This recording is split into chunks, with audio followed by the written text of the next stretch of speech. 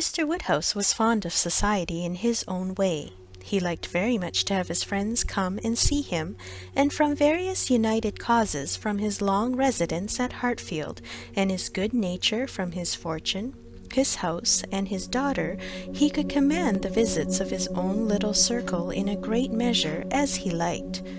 He had not much intercourse with any families beyond that circle.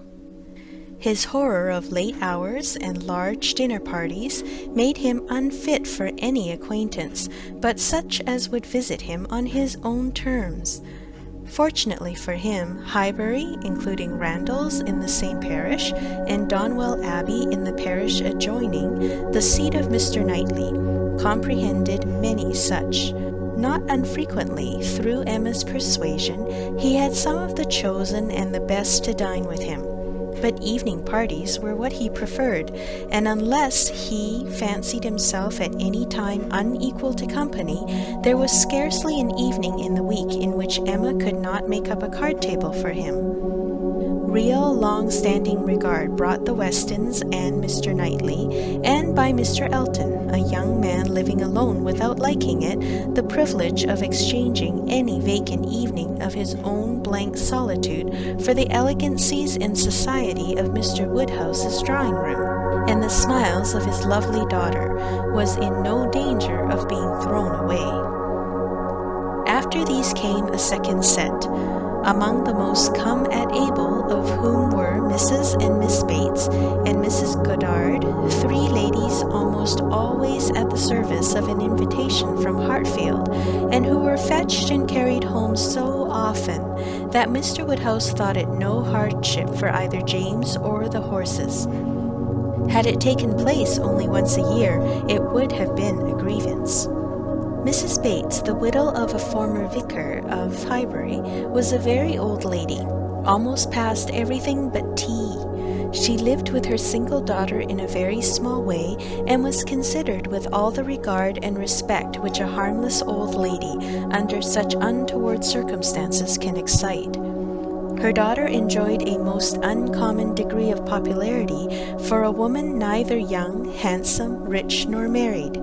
Miss Bates stood in the very worst predicament in the world for having much of the public favor, and she had no intellectual superiority to make atonement to herself, or frighten those who might hate her into outward respect. She had never boasted either beauty or cleverness. Her youth had passed without distinction, and her middle of life was devoted to the care of a failing mother, and the endeavor to make a small income go as far as possible. And yet she was a happy woman, and a woman whom no one named without goodwill.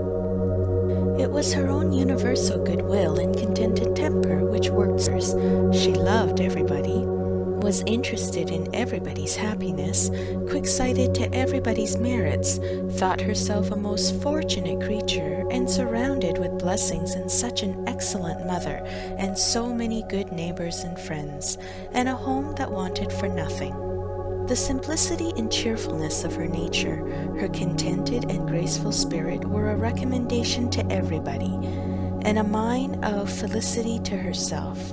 She was a great talker upon little matters, which exactly suited Mr. Woodhouse, full of trivial communications and harmless gossip. Mrs. Goddard was the mistress of a school, not of a seminary or an establishment or anything which professed, in long sentences of refined nonsense, to combine liberal acquirements with elegant morality, upon new principles and new systems, and where young ladies for enormous pay might be screwed out of health and into vanity, but a real honest old-fashioned boarding school, where a reasonable quantity of accomplishments were sold at a reasonable price, and where girls might be sent to be out of the way and scramble themselves into a little education without any danger of coming back prodigies. Mrs. Goddard's school was in high repute, and very deservedly, for Highbury was reckoned a particularly healthy spot. She had an ample house and garden, gave the children plenty of wholesome food, let them run about a great deal in the summer, and in winter dressed their chilblains with her own hands, It was no wonder that a train of 20 young couple now walked after her to church.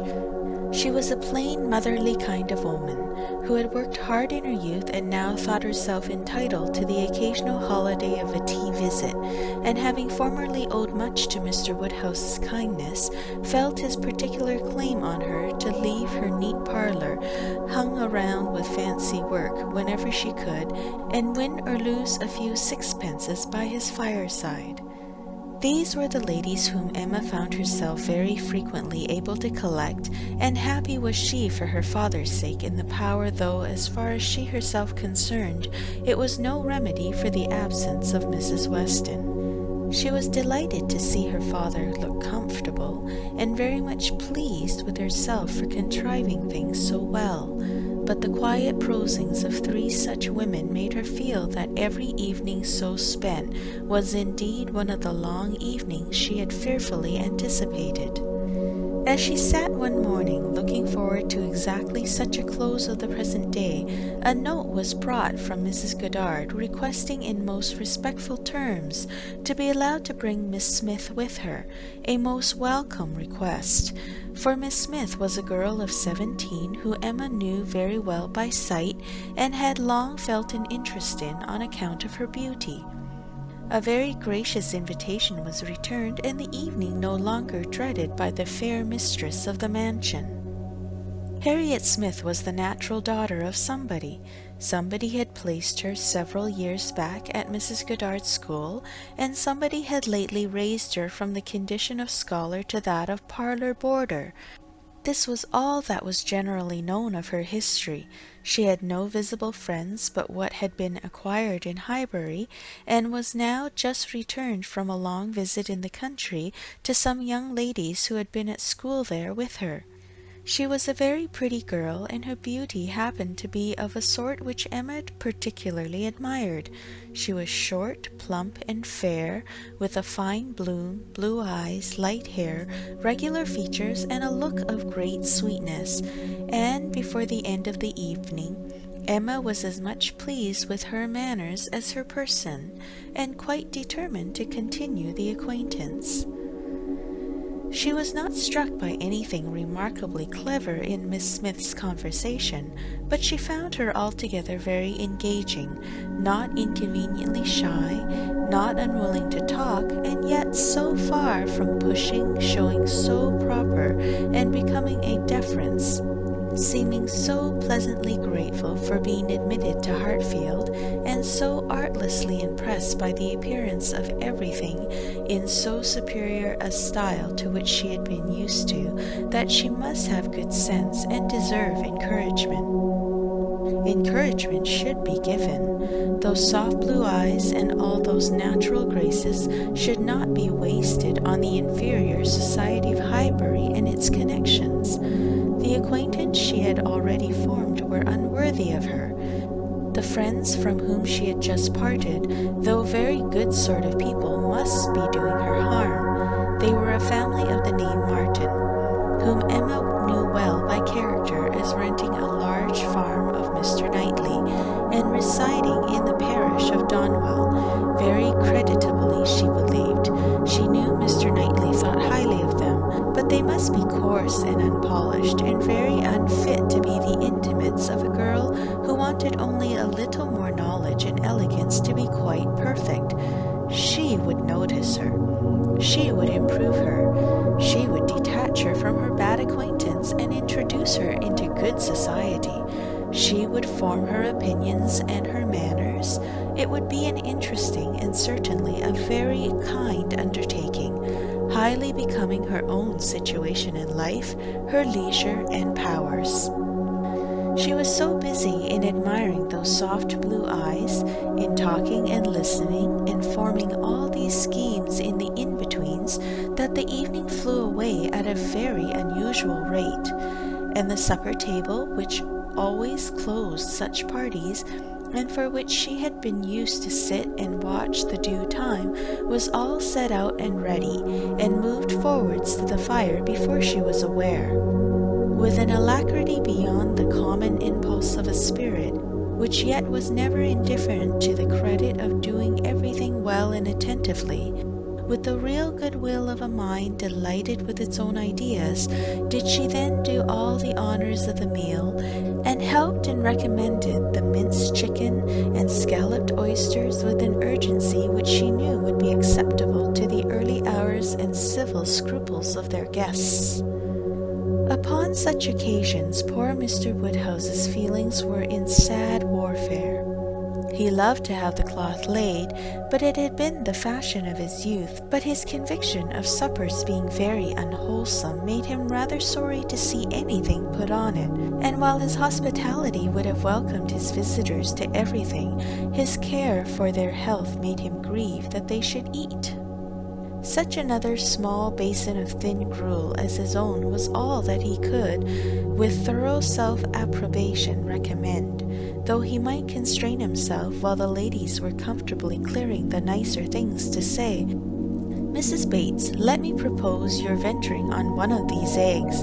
An egg boiled very soft is not unwholesome. Surly recommended boiling an egg better than anybody. I would not recommend an egg boiled by anybody else, but you need not be afraid they are very small. You see, one of our small eggs will not hurt you. Miss Bates, let Emma help you to a little bite of tart, a very little bit. Ours are all apple tarts. You need not be afraid of unwholesome preserves here. I do not advise the custard. Mrs. Goddard, what say you to half a glass of wine, a small half glass, put into a tumbler of water? I do not think it could disagree with you." Emma allowed her father to talk, but supplied her visitors in a much more satisfactory style, and on the present evening had particular pleasure in sending them away happy. The happiness of Miss Smith was quite equal to her intentions. Miss Woodhouse was so great a personage in Highbury that the prospect of the introduction had given as much panic as pleasure, but the humble, grateful little girl went off with highly gratified feelings, delighted with the affability with which Miss Woodhouse had treated her all evening, and actually shaken hands with her at last. End of chapter 3.